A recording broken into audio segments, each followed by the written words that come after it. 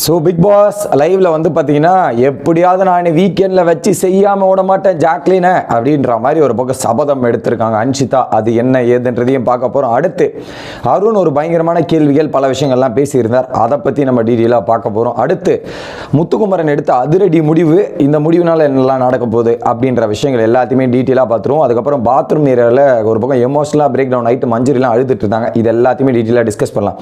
வணக்கம் மக்களே, நேஷனல் உச்சிலிருந்து உங்கள் மணிவண்ணன். சேனலுக்கு புதுசாக இருந்தீங்கன்னா சப்ஸ்கிரைப் பண்ணிடுங்க. பல பேர் வீடியோ பார்க்குறீங்க, தயவு செய்து லைக்கை போட்டு வீடியோ பார்த்தா ரொம்ப நல்லா இருக்கும். பார்க்குறீங்க நான் லைக் போட மாட்டேங்க, மறக்காமல் போட்டுருங்க. ஆக்சுவலாக என்ன பண்ணுறாங்க, அன்ஷிதா வந்து வெளியே ரொம்ப பயங்கரமான சண்டைலாம் வந்தது. ஸோ அன்ஷிதா வந்து ரொம்ப அக்ரெசிவாக என்னதான் அவங்க பொம்மையை காப்பாற்றணும்னு நினைச்சாலுமே இதெல்லாம் பண்ணாலுமே too much aggression from Anshitha. அதில் குறிப்பாக ஜெஃப்ரியை வந்து ஒருத்தரால் ஹேண்டில் பண்ணவே முடியல. அந்த பையன் ட்விஸ்ட் பண்ணி திரும்பிக்கிட்டே இருக்கான். எப்போ என்ன பண்ணுவானே தெரில ஜெஃப்ரி, அந்த மாதிரி தான் இருக்கான். ஸோ எப்படி வேணாலும் ட்விஸ்ட் பண்ணிவிடும். அதில் இவனுக்கும் பாதிப்பு ஏற்படலாம், ஆப்போசிட்டில் இருக்கிற பாதிப்பு ஏற்படலாம். அவனை ஹேண்டில் பண்ணுறதே ஒரு பக்கம் கஷ்டமாக தான் இருக்குது. இன்னொரு பக்கம் அன்ஷிதா வந்து அவங்களுக்கு வலிக்குதுன்னா நம்ம விட்டுறணும், ஆனால் அவங்க திரும்ப வந்து கேம் விளையாடுவாங்க. இதே மற்றவங்களுக்கு வலிக்குதுன்னா அவங்க விட மாட்டாங்க, நீ முடிஞ்சா எடுத்துக்கோன்ற மாதிரி பேசுவாங்க. அதில் எனக்கு தெரிஞ்சு பவித்ரா த ஃபயர் அப்படின்றது நான் பவித்ரா அக்செப்ட் பண்ணி ஏற்றுக்கிறேன். அவங்களோட இதுவை காப்பாற்றணுன்ற ஒரு எண்ணத்தில் தான் இருக்காங்க. இப்போ என்ன பண்ணுறாங்க, ஏகப்பட்ட தள்ளுமுள்ளலாம் நடந்திருக்கல, இவங்க தள்ள அவங்க தள்ளன்ற மாதிரி உடனே வந்து கேட்குறாங்க அன்ஷிதா, நான் சும்மா இருக்க மாட்டேன், இந்த தள்ளு முள்ளு இதெல்லாம் வந்து நடந்தது கேமில், ஓகே கேமில் நடந்திருக்கு. ஆனால் பேசிகிட்டு இருக்கும்போது ஜாக்லின் வந்து தள்ளுனதை நான் கேட்பேன், இந்த வீட்டில் எவனும் பேசலை, எங்கே பேசணுமோ நாங்கள் பேசிக்கிறேன் கேப்டன்ற மாதிரி விஷால் கிட்ட பேசுகிறாங்க. எங்கே நீங்கள் அட்ரஸ் பண்ணுறீங்களா, இல்லை நான் எங்கே பேசணுமோ அங்கே பேசிக்குவா, கேப்டனாக நான் பண்ண முடியாது. கேமில் நடந்த விஷயங்கள் பற்றி நான் பேச முடியுமே தவிர்த்து மற்றதெல்லாம் என்னால் பண்ண முடியாதுமா, அது உங்கள் ரெண்டு பேருக்கோட விஷயம், நீங்கள் பேசி தீர்த்துங்க, எனக்கும் அதுக்கு சம்மந்தம் இல்லை விட்டுருங்க அப்படின்ற மாதிரி இந்த இதில் தான் பேசுகிறார். அப்போது இங்கே பேசணும்னா அடுத்த கட்ட நடவடிக்கை என்ன அப்படின்றது பார்த்தீங்கன்னா, அன்ஷிதா டேரெக்டாக வீக்கெண்டுக்கு தான் எடுத்துகிட்டு வருவாங்க.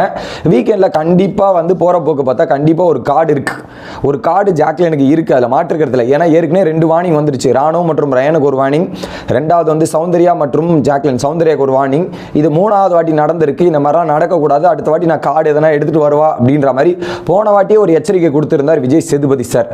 அப்போ இந்த வாரம் அந்த எச்சரிக்கையால் என்ன பண்ணுறது, கண்டிப்பாக கார்டு போகிறதுக்கான வாய்ப்பு இருக்கு. அதிகபட்சமான பாசிபிலிட்டி எல்லோ கார்டு தான். ஏன்னா வந்து அந்த புஷ் தான் பண்ணாங்க, ஓகே அது பிசிக்கல் வயலன்ஸ் அளவுக்கு போல, புஷ் தான் போயிருக்கு.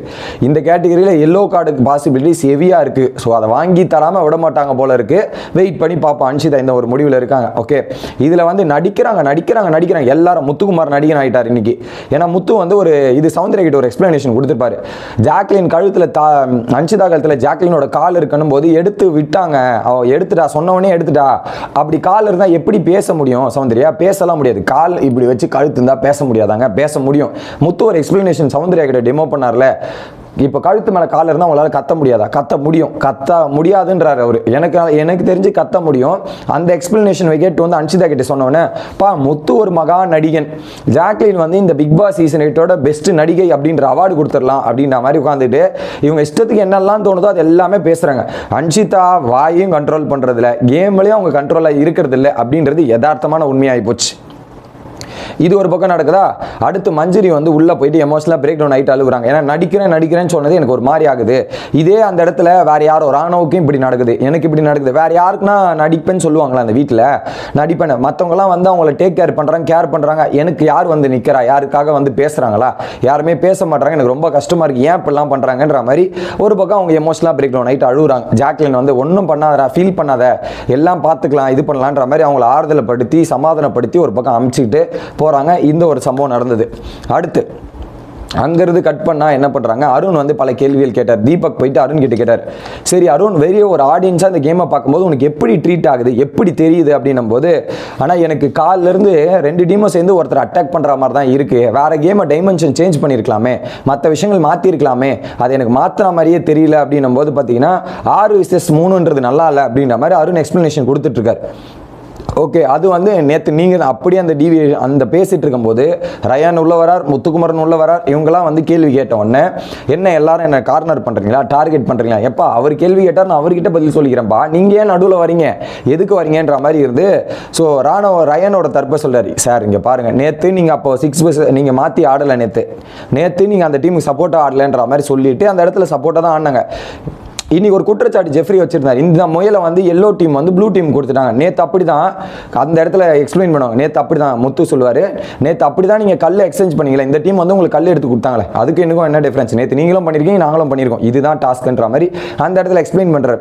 அருண் ஓப்பனாக சொல்லிடுறாரு, டாஸ்க் பார்க்கறதுக்கு நல்லா இல்லை, டோட்டலி அன்ஃபேராக இருக்கிற மாதிரி எனக்கு தோணும். அன்ஃபேர்னு சொல்ல நல்லா இல்லை, அது வந்து நீங்கள் மாற்றி மாற்றி பண்ணுறதே எனக்கு நல்லா இல்லைன்னு எனக்கு தோணுதுன்றது அருண் ஓப்பனாக சொல்கிறார். அப்போ தான் சொல்கிறார், எப்பா நேற்று நீங்கள் அதான் பண்ணீங்க, இன்னைக்கு நாங்கள் அதான் பண்ணுறோம்.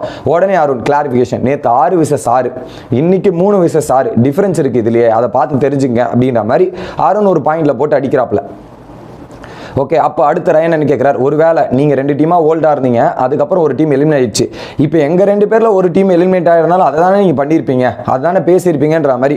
ஐ மீன் அது நடந்திருக்குமான்னு கேட்டிங்கன்னா வாய்ப்புகள் இருக்குது, நடக்காமலாம் இருந்திருக்காது, வாய்ப்புகள் இருந்திருக்கும் அப்படின்றது தான். ஸோ அந்த ரீதியில் பார்த்தீங்கன்னா பிக் பாஸே இந்த கேமை ஸ்டாப் பண்ணாமல் நிறுத்தி வச்சிருக்காருன்னா பிக் பாஸ் ஏதோ எதிர்பார்க்குறாருன்னு அர்த்தம், ஏதோ பண்ணணும்னு எதிர்பார்க்குறாரு. அந்த ரீதியில் தான் கேம் கரெக்டாக போயிட்டு இருக்குன்னு நான் நினைக்கிறேன்ற மாதிரி ரயன் பேசுகிறாப்புல. ஓகே சரிப்பா, நான் எதுவுமே சொல்ல, என்னோட ஒப்பீனியனை கேட்டீங்க, அதை சொன்னேன், அவ்வளோதான் விட்டுருங்க அப்படின்ற மாதிரி விட்டாச்சு. இது ஒரு பக்கம் நடக்குது. அடுத்ததான் என்ன பண்ணுறாரு, முத்துக்குமார் போயிட்டு தீபக் கிட்ட பேசுறாரு, தீபக் அண்ணா நம்ம இதுக்கப்புறம் எக்ஸாஸ்ட் ஆக வைத்த வேண்டாம், நம்ம கேமை வேற மாதிரி எடுத்துகிட்டு போவோம். காலிலேருந்து அது ஒரு பக்கம் அருண் சொன்னதாக இருந்தாலுமே இதே கேமில் ட்ராவல் ஆகுதே நல்லா இருக்கா அப்படின்ற மாதிரி யோசிக்கிறாங்க கேமை பொறுத்தவரையும். ஸோ நம்ம கன்வேயர் பெல்ட்டில் போயிட்டு பொம்மை எடுக்கிறோம், அதை எடுத்துன்னு வந்து பாதுகாக்கிறோம், இப்படி பண்ணலாம், அவங்க பக்கம் அட்டாக்கே போகணும், ஃபுல் டிஃபென்ஸ் மோடில் இறங்கிடலாம், ஃபுல்லாக இதையே செயல்படுத்தலான்ற மாதிரி முத்துக்குமாரன் பிளான் பண்ணிட்டார். புரியுதா? இது இங்கே பிளான் பண்ண நிலையில் திரும்ப வந்து தீபக் கேட்குறாரு, டே வேணா பேசாமல் நம்ம போய் எல்லோ டீம் அட்டாக் பண்ணலாமா? ஸோ முத்துக்கிட்ட கேட்குறாரு, எல்லோ டீம் அட்டாக் பண்ணால் கேம் கொஞ்சம் சுவாரஸ்யமாக இன்ட்ரெஸ்டிங் ஆக்குவோண்டா, இதே பண்ணியிருந்தா காலிலேருந்து போயிடுச்சு, அதை அட்டாக் பண்ணால் இன்னும் கொஞ்சம் இன்ட்ரெஸ்டிங்காக இருக்கும்ல அப்படின்னும் போது, பண்ணலாமாண்ணா அப்படின்னு கேட்குறாரு. பண்ணலாடா அப்படின்னும் போது, இல்லைனா வாக்கு கொடுத்துருக்கு, டீல் போட்டிருக்கு, என்னது இது அப்படின்னு. நேற்று இதைத்தான் அவங்க பண்ண ட்ரை பண்ணாங்க, நேற்று இதை தான் பண்ண ட்ரை பண்ணப்போ அவ்வளோ பேச்சு பேசுனீங்களே முத்து, எத்தனை வாட்டி பேசுனீங்க, இப்போ திரும்ப என்ன அப்படின்ற மாதிரி இருக்கும்போது முத்து தெளிவாக சொல்லிட்டான், இல்லைனா அவங்ககிட்ட இது ஒரு சொல்லிட்டு எனக்கு இந்த ஒரு ஆப்ஷன் இருக்கு, பண்ணா நல்லா இருக்குன்னு தான் தோணுது, ரெண்டாவது அடிக்கிட்டிலாம் பயங்கரமா பட்டிருக்கு, அதை போயிட்டு நம்ம ரிஸ்க் எடுக்க தேவைன்னா இதெல்லாம் பண்ண வேணாம், நான் முடிவு எடுத்திருக்கேன்ற மாதிரி முத்து சொல்லிடுறாரு. இன்னொரு டீலும் போட்டிருக்கேன், நம்ம என்னன்னா நம்ம எடுக்கிறது நமக்கு, அவங்க எடுக்கிறது நமக்கு, அவங்க வந்து நம்மளை அட்டாக்லாம் பண்ண மாட்டாங்க. கன்வேர் பெல்ட்டில் என்ன ஸ்ட்ரகிள் நடக்குதோ, கன்வேர் பெல்ட்டில் என்ன பொருட்கள் எடுக்கிறோமோ அதை அவங்க எடுத்துக்கிறது தான். ஸோ நம்ம போய் அவங்களை அட்டாக் பண்ண வேணா, அவங்களும் நம்மளை வந்து அட்டாக் பண்ண மாட்டாங்க. இந்த டீலே நல்லா இருக்கு தானே அப்படின்னும் போது, ஓ அப்படி இந்த டீல் இருக்காடா, சரி ஓகே இந்த டீலே பண்ணிக்கலாம், பிரச்சனை கிடையாது. ஏன்னா இந்த டீல் பண்ணாலுமே இப்போ வந்து பொம்மை வந்து இந்த டீம் கிட்ட தான் லீடிங்ல இருக்கு, எல்லோ டீம் கிட்ட லீடிங் இருக்கு, ஒரு பொம்மை முத்துக்குமரன் டீம்ல இருக்கு. அதனால தான் முத்து வந்து இப்போ பிங்கை போய் அட்டாக் பண்ண வேணாம், பிங்கு கிட்ட இருக்கிறது ஒரு பீஸ், அந்த பொம்மையோட பீஸ், அந்த பொம்மை ரிஜெக்ட் ஆனாலுமே அவங்க எலிமினேட்டட். ஆனால் ஒரு முழு பொம்மை வந்து முத்துக்குமரன் கிட்டே இருக்கு, இவங்க கிட்ட 3 பொம்மை இருக்கு. ஸோ அந்த வகையில் அவங்க ஈஸியாக ஜெயிச்சுட்டு போயிடுவாங்க, நம்ம சைலண்டாக ஆயிடுவோம் அப்படின்ற மாதிரி முடிவு எடுத்துறாங்க. ராணவை கூப்பிட்டு பயங்கரமான அருண்லாம் வந்து பயங்கரமான அட்வைஸ் கொடுத்துருந்தாப்புல, நீ பண்றதெல்லாம் பார்க்கறதுக்கு நல்லா இருக்கா, சும்மா எல்லாருமே இரிட்டேஷன் ஆயிருக்காங்கடா, யாருமே நல்லா இருக்குன்னு சொல்ல, நீ பண்ணு, வேற எங்கேயாவது அந்த சுச்சுவேஷனை பார்த்து பண்ணு, இந்த மாதிரிலாம் போய் பண்ணாதன்ற மாதிரி மிகப்பெரிய எச்சரிக்கையெல்லாம் கொடுத்துட்டு இருந்தார். இதுதான் தற்போதைய லைவ்ல நடந்த நிலவரங்கள். ஸோ அடுத்த அப்டேட்ல வந்து சந்திக்கிறேன். Bye guys.